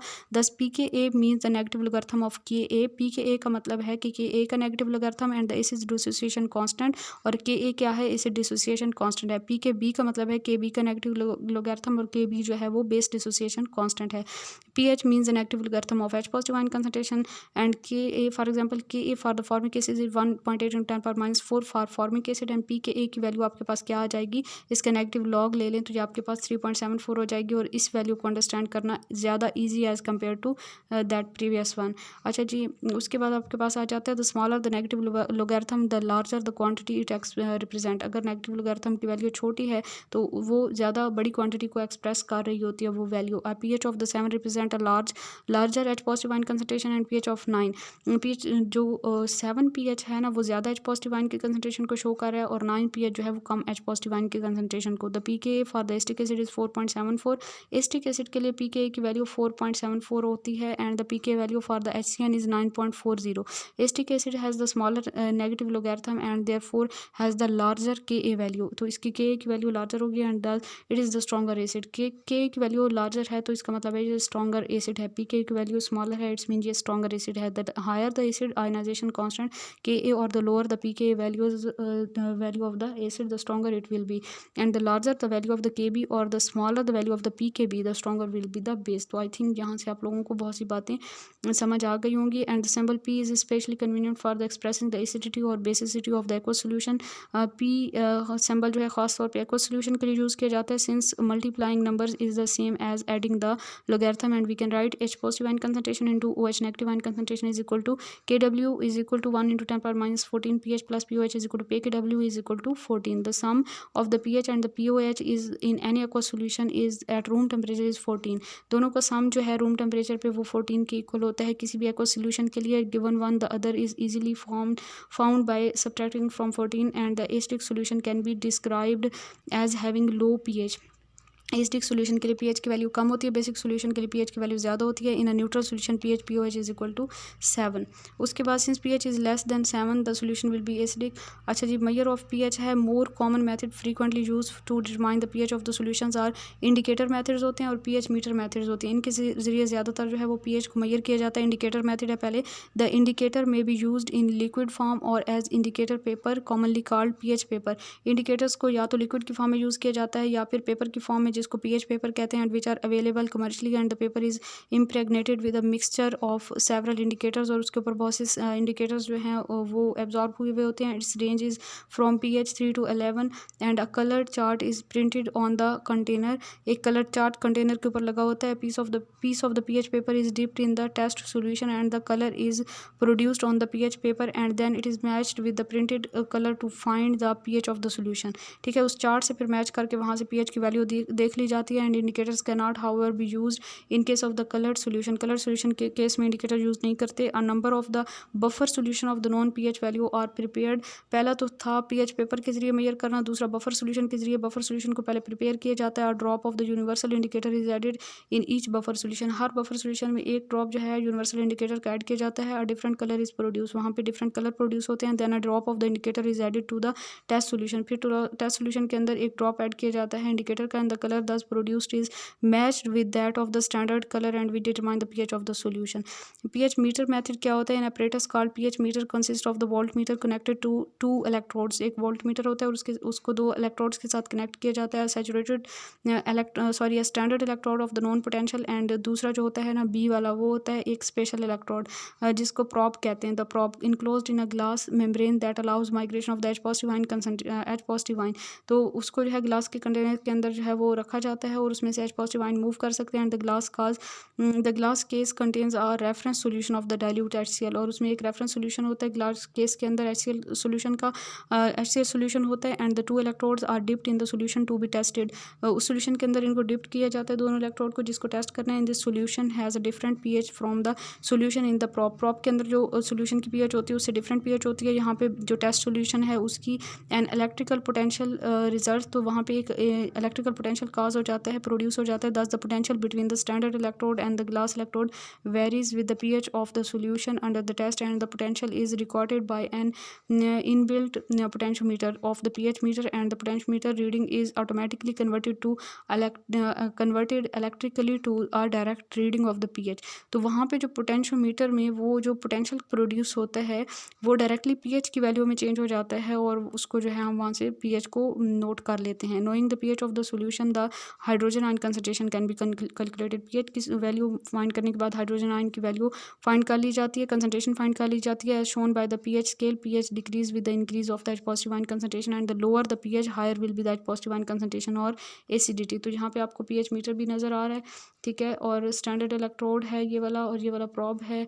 टेस्ट सोल्यूशन होगा और इसके अंदर जो है वो डाइल्यूट HCl फिल किया हुआ होता है जो ग्लास का केस होता है उसके अंदर। उसके बाद बफर सोल्यूशन है, solution that resist a change in the pH upon addition of the small amount of the acid और the bases are called buffer solution. ऐसे सोल्यूशन जिनमें अगर स्मॉल अमाउंट में एसिड या बेस ऐड करते हैं तो वो जो है रेजिस्ट करते हैं pH की चेंज को, उनको बफर सोल्यूशन कहते हैं या मियरली बफर्स भी कहते हैं। Biological fluid such as blood are usually buffer solution. जैसे हमारा ब्लड है ये भी बफर सोल्यूशन होता है। The control of the pH is vital to proper functioning of these fluids. तो ऐसे फ्लूइड्स के लिए जो है ना pH का कंट्रोल बहुत ज़्यादा ज़रूरी होता है। The pH of the human blood is normally 7.40। Human blood की जो नॉर्मल pH है वो यूजुअली 7.40 होती है। अगर pH जो है वो 7 से कम हो जाए या 7.8 से ज़्यादा हो जाए तो डेथ हो सकती है। Buffer solution find many important applications in the laboratory, biology, soil sciences, medicines, nutrition and the clinical analysis. Composition of the buffer solution की composition की बात करें तो buffer resist change in pH because they contain both an acidic species to neutralize the OH negative ions and the basic one to neutralize the H positive ion. Buffer जो होते हैं उनमें acidic species भी होती हैं, basic भी होती हैं। acidic species जो हैं वो H negative ion को neutralize करते हैं और basic species जो हैं वो H positive ion को neutralize करते हैं। It is necessary that the acidic and basic species of the buffer do not consume each other through a neutralization reaction। ये ज़रूरी होता है कि बफर की जो एसिडिक और बेसिक स्पीशीज हैं वो एक दूसरे को कंज्यूम ना कर लें न्यूट्रलाइजेशन रिएक्शन के जरिए। And these requirements are fulfilled by the weak acid base conjugate pair and CH3COOH CH3COO negative NH4 positive NH3। ये जो है आपको एक पेयर बताए हुए हैं बफर के, ठीक है। 10 buffer are often prepared by mixing a weak acid and a weak base with the salt of that acid and और बेस। तो हम वीक एसिड या वीक बेस और फिर उनके जो है साथ में साल्ट को मिक्स किया जाता है। फॉर एग्जाम्पल CH3COOH है तो CH3COO नेगेटिव जो है इसके साथ आप मिक्स करेंगे तो ये बफर सोल्यूशन बनेगा। कैन बी प्रिपेयर्ड बाय, किस तरह बनेंगे, can be prepared by adding CH3COO Na to solution of CH3COOH। Acetic acid के सोल्यूशन में सोडियम एसिटेट को आप ऐड कर दें and the NH4 positive and NH3 buffer can be prepared. NH4 positive और NH3 बफर को बनाने के लिए आप क्या करेंगे, अमोनियम क्लोराइड के सोल्यूशन को जो है NH3 के साथ मिक्स करेंगे by choosing appropriate components and adjusting their relative concentration. We can buffer a solution at virtually any pH, किसी भी pH का हम बफर बना सकते हैं।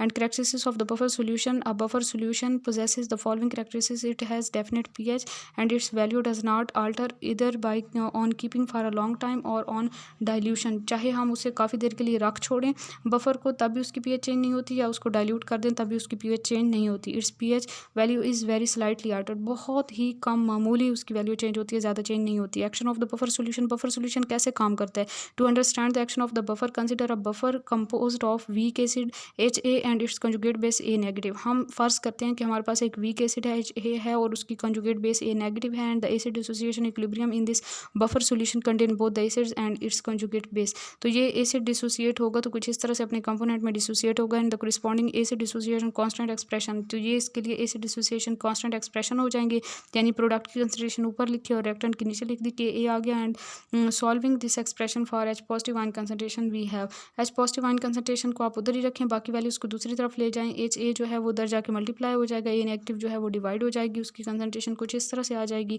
We see from this expression that H positive ion concentration and thus the pH is determined by two factors. जहाँ पे दो फैक्टर से हम pH फाइंड कर सकते हैं। The value of the Ka for the weak acid, एक तो हमें Ka की वैल्यू पता होना चाहिए वीक एसिड के लिए, और दूसरा जो है weak acid the value of KF of the weak acid component of the buffer and the ratio of the concentration of the conjugate acid base pair, और conjugate acid base pair की ratio का हमें पता होना चाहिए.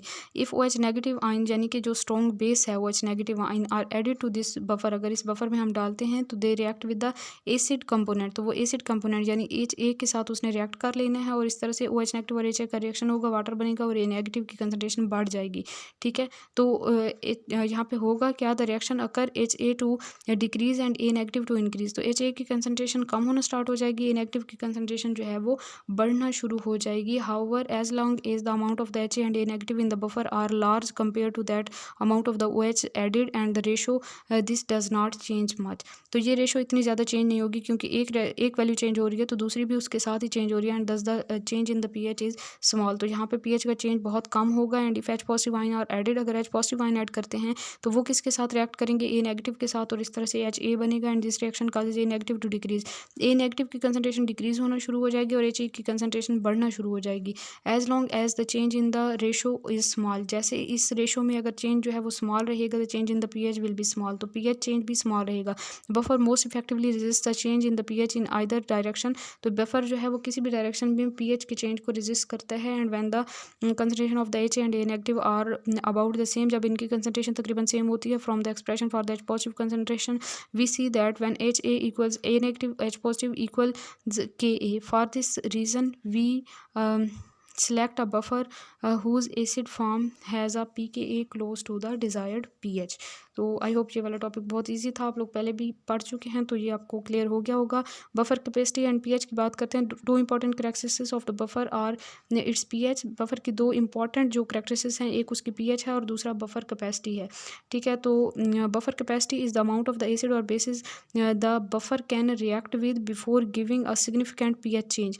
Buffer capacity mean कि किसी significant pH change देने से पहले बफर किसी एसिड या बेस की कितनी अमाउंट के साथ रिएक्ट कर सकता है, वो उसकी बफर कैपेसिटी होती है. Buffer capacity depend on the amount of the acid and conjugate base in the solution, and it is observed that H positive ion concentration for 1 decimeter cube solution that contains 1 molar CH3WH and 1 molar CH3WNa will have the same as for 1 decimeter cube solution that contains 0.1 molar CH3WH and 0.1 molar CH3WNa. However, the first solution has the larger buffering capacity because it contains more CH3WH and CH3WNa. The greater the amount of the conjugate acid base pair, the more resistant the ratio of their concentrations, and hence the pH is to change. The buffer capacity of the solution is defined as the number of the moles. अच्छा, दूसरी wording में हम इस तरह define कर सकते हैं, the number of the moles of an acid or base added to 1 decimeter cube of the solution to change the pH by unity. The pH of the buffer Henderson-Hazelbalch equation. ये जो equation है ना, इस equation को आप as it is याद कीजिएगा, ये एज इट इज़ इक्वेशन पूछी जा चुकी है. ठीक है, वैसे मैं आपको रीड करके बता देती हूँ. The pH of the buffer depend on the Ka for the acid and on the relative concentration of the acid and base and that comprise the buffer. Let us now look at how we calculate the pH of the buffer. How do you prepare a buffer to give the pH?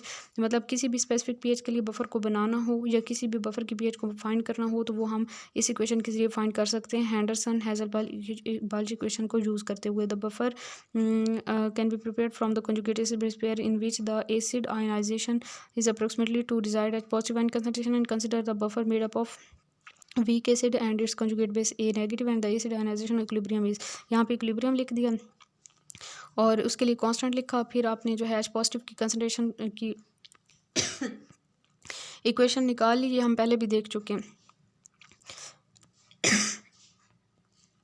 इसमें अगर आप देखें ना, H positive ion की concentration in term of के for the, अच्छा ये वाली चीज़ें वैसे पहले हम एक्सप्लेन कर चुके हैं, तो ये असल में हम अपनी मेन इक्वेशन की तरफ जा रहे हैं. तो इस इक्वेशन को देख के फिर इसको मजीद हम क्या करें, this equation expresses the H positive ion concentration in term of K A. एक तो के ए की टर्म में for the acid and the ratio of the concentration of HA and A negative. ठीक है, this equation was derived from the equilibrium constant, so the concentration of the HA and A negative should be equilibrium values and the HA and A negative are approximately approximately equal and the hydrogen ion concentration of the buffer is approximately equal to Ka, तकरीबन Ka की value होती है की value की equal होती है hydrogen ion की concentration and taking the negative log on both sides of the above equation, दोनों साइड्स पे ऊपर वाली इक्वेशन के नेगेटिव लॉग ले लें, negative log of H positive Ka का नेगेटिव लॉग और इन वैल्यूज़ का नेगेटिव लॉग आप लें, तो ऑन द होल अगर आप ले लेंगे और फिर इसको ओपन करेंगे तो नेगेटिव लॉग ऑफ Ka आ जाएगा, then negative log of this whole term, ठीक है। फिर आपने क्या करना है कि इस पे अप्लाई करना है, बटे पे हम अप्लाई करेंगे तो किस तरह से अप्लाई करेंगे, यहाँ पे negative log of H positive ion जो है ये pH के इक्वल हो जाएगा, negative log of Ka Pk के इक्वल हो जाएगा और नेगेटिव लॉग ऑफ दिस, इसको अब आप अप्लाई करेंगे तो Pka प्लस में चेंज हो जाएगा, प्लस में चेंज इस तरह से हुआ है कि ए नेगेटिव को आप ऊपर ले आएँ और HA को नीचे ले आएँ, तो ये जो साइन है इनसे पहले वो प्लस में चेंज हो जाएगा, तो ये कुछ इस तरह से हो जाएगा। तो जनरल अगर हम इसे लिखेंगे तो pH is equal to Pka plus ये वाला प्लस में जो आ गया था Pka प्लस लॉग और ऊपर बेस आ जाएगी और नीचे एसिड, ऊपर कॉन्जुगेट बेस आ जाएगी और नीचे उसका एसिड आ जाएगा। इस इक्वेशन को हम कहते हैं Henderson Hasselbalch equation and this is an equation relating the pH of the buffer for different concentration of the conjugate acid base pair. Conjugate acid base pair की कंसंट्रेशन को रिलेट कर रहा है ये pH के साथ। अगर हमें कंसंट्रेशंस पता हों तो हम pH की वैल्यू फाइंड कर सकते हैं। It is known as Henderson Hasselbalch equation. इस इक्वेशन को एज इट इज़ आप लोग लाजमी याद करें। Note that when base is equal to acid, जब बेस की कंसंट्रेशन और एसिड की कंसंट्रेशन इक्वल होगी तो फिर pH और Pka की वैल्यू भी एक दूसरे के इक्वल होगी। By substituting the value of the Pka for the conjugate acid and the relative acid base concentration ratio we obtain the pH of the buffer. तो हम pH को फाइंड कर सकते हैं। Suppose we want to prepare a buffer of the given pH of 4.90, we need to find the conjugate acid base pair in which the Pka of the acid is close to that of desired pH and the Ka for the acetic acid is 1.7 into 10 power minus 4। तो यहाँ पे हम क्या करेंगे, and it's Pka is negative log of 1.7 into 10 power minus 5 and is equal to 4.77 and we can get a pH somewhat higher by increasing the ratio acid base, ठीक है। तो उसकी रेशो को इंक्रीज़ करके, तो ये आप एग्जांपल भी देख सकते हैं। अच्छा जी, उसके बाद एक और बुक से मैंने यहाँ पे एप्लीकेशन ऐड की थी pH वैल्यू की, एप्लीकेशंस ऑफ pH वैल्यू। तो फार्मास्यूटिकल एप्लीकेशंस हैं। पहले सबसे पहले है कि in the preparation of injection of pituitary hot water containing acetic acid and which gives a pH of 3 to 4 is used as this gives a maximum yield. तो ये यहाँ पे जो है फार्मास्यूटिकल में बहुत ज़्यादा इंपॉर्टेंट एप्लीकेशन है। दूसरी एप्लीकेशन फार्मास्यूटिकल में इसकी आ जाती है कि in the extraction of the insulin from the pancreas alcohol whose pH is adjusted to 3 to 3.5 with HCl is ideally used. तो अगर हमने जो है इंसुलिन को सेपरेट करना हो पैंक्रियाज से, तो अल्कोहल जिसकी pH जो है वो 3 to 3.5 तक एडजस्ट की हुई होती है विद HCl, इसको यूज़ किया जाता है। Vitamin B preparation are sensitive to pH over 5। Vitamin B preparation जो है वो pH 5 तक जो है वो pH को रख के उनकी प्रिपरेशन की जाती है and these are most stable at pH 3.5 to 4.5। तो विटामिन बी की जो स्टेबिलिटी है 3.5 to 4.5 तक होती है। Lowering of pH value of the many antiseptic solution increases their efficiency. अगर जो है pH वैल्यू को हम कम करते हैं एंटीसेप्टिक सॉल्यूशंस की, तो उनकी एफिशिएंसी जो है वो बढ़ जाती है। इंडस्ट्रियल एप्लीकेशन देखें, the inversion of the cane sugar is govern by the active acidity of the solution and if we hydrolyse a cane sugar solution by means of the equal volume of 0.1 normal HCl and 0.1 normal CH3COOH solution, we find that the efficiency of the HCl as hydrolytic agent is much greater than CH3COOH, and this is due to the fact that the inversion of the cane sugar is so controlled by the pH of the solution and which is different even for the same strength of different acids, and this fact explains the significance of the pH value in the sugar industry, and in the same way regulating the pH is essential in the textile, leather, paint and other industries. Third application आ जाती है analytical application, the increase of the acidity और alkalinity by common ion effect control the preparation of the or precipitation of the certain substances in qualitative and quantitative analysis, in volumetric as well as gravimetric analysis. Proper adjustment of the pH is of vital importance. Physiological application देखें, the pH of the normal human blood is maintained to 7.35 and any marked deviation from this value shows adverse conditions like diabetic coma, in which the pH of the blood may drop to 6.82 and thus lot of complications can set in if there is a slight deviation of the pH from the normal value. The pH of the gastric juice is less than 2 and the increase of the pH may cause vomiting, and the control of the pH of the various part of the digestive system system is important because the efficiency of the digestive enzyme is maximum only at a specific pH, mean के खास pH पे enzyme work कर सकते हैं, and the deviation from the pH value will hinder or even stop the action of the enzymes. It has also been found that eye drops having pH value more than or less than 7.35 cause much eye irritations and initiation of eye. Next है determination of the pH of the solution. The pH of any solution may be determined by indicator method or the EMF method. तो indicator method के जरिए भी हम find कर सकते हैं, EMF method से भी, and these methods are discussed below. सबसे पहले buffer solution है. buffer solution को हम पहले भी पढ़ चुके हैं, यहाँ से आप लोग screenshot ले सकते हैं और वहाँ पे जो कुछ हमने read किया buffer solution में उसको आप यहाँ से compare कर सकते हैं. वो वाला जो है वो गुलाम रसूल चौधरी की बुक में से लिया गया था, और ये वाला जो टॉपिक अभी आपको सामने नज़र आ रहा है स्क्रीन पे, ये मैंने लिया है जी कारवान वाली बुक से. तो यहाँ पे ज़रा ज़्यादा शॉर्ट और ज़्यादा आई थिंक सो ज़्यादा अच्छा लिखा होता है, और जो गुलाम रसूल चौधरी साहब वाली बुक है वहाँ पे एक्सप्लेनेशन थोड़ी ज़्यादा होती है. ठीक है, वैल्यूज़ कैसे फाइंड करनी है तो यहाँ से आप लोग स्क्रीनशॉट ले सकते हैं और इसको रीड कर सकते हैं. बाकी ये टॉपिक तो पहले ही मैंने बता दिया है. हैंडरसन्स हेज़लबर्ग इक्वेशन यहाँ पे बताई हुई है, कंजुगेट बेस और एसिड की रेशो का लोग दिया हुआ है, पीके और पीएच वगैरह. तो ये सारी वही बातें हैं. यूजेस ऑफ बफ़र हैं, तो यूजेस को कुछ हद तक तो मैंने रीड कर दिया है. तो बफ़र के यूजेस को यहाँ से देखें तो buffer are important in analytical chemistry and in general laboratory work. Biochemical reactions in particular require maintenance of the definite pH of values. Blood, milk and the various animal fluids are highly buffered with bicarbonate ions and carbonic acid and with proteins. Normal human blood has a pH of 7.4. Ordinary variations are very small and an increase in decrease in much 0.4 pH until it likely to be fatal. And show pathological conditions such as diabetic coma and catalytic activity of an enzyme is maximum at particular pH value. And in the industrial field, the buffers are used in the fermentation of the alcohol where the pH of the solution is maintained around 6. Similarly, they are used in electroplating, tanning of leather and manufacturing of the sugar where a constant pH of the medium is essential, and for proper productivity of the crops, pH control of the soil is essential. And to an acidic soil, limestone is added to while limestone is added while sulfur is added to the soil that is alkaline. तो ये कुछ new बातें भी थी इसमें, तो इनको आप लोग मेंशन कर लीजिएगा अपने नोट्स में. Preparing a buffer solution with specific pH. Now a question rises how we prepare a buffer. तो बफर को कैसे प्रिपेयर करना है ये थोड़ा बहुत पीछे भी हम देख चुके हैं, इसको भी यहाँ से रीड कर लीजिएगा, इस टेबल को देख लें. और यहाँ पे ये एग्जांपल है, एग्जांपल को चलें ना ही करें तो भी कोई बात नहीं. और ये दूसरी एग्जांपल आ गई. उसके बाद बफर कैपेसिटी है, इसको पहले भी एक्सप्लेन कर दिया था. Buffer capacity is defined as the number of the moles of an acid और a base added to 1 liter of the solution to change the pH by unity. Buffer capacity is equal to dB over dpH. ठीक है, that is it is absolute value of the slope of the curve between moles of the acid और base added to 1 liter of the solution and the pH of the solution. तो I hope आप लोगों को ये chapter clear हो गया होगा. ये हमारा इस चैप्टर का सेकंड पार्ट था. फर्स्ट पार्ट भी तकरीबन 1 घंटे की वीडियो बनी थी, तो अगर आपने वो नहीं देखा तो पहले वो देख लें ताकि आपको सारे कंसेप्ट अच्छे से क्लियर हो जाएं. बहुत ज़्यादा इंपॉर्टेंट चैप्टर है, इसको बार बार रिवाइज़ करें और ख़ास तौर पे आप अपने नोट्स लाजमी बनाया करें. अपने नोट्स बनाएंगे और फिर उन नोट्स से मज़ीद शॉर्ट नोट्स बनाएंगे तो वो आप लोगों के लिए आसानी होगी. अपना बहुत सारा ख्याल रखिए, मेहनत करें. अल्लाह पाक कभी मेहनत को ज़ाया नहीं करते. दुनिया के साथ साथ आखिरत के इम्तहानों की भी कामयाबी करें. आखिरत के इम्तहानों की भी आप लोग तैयारी करें.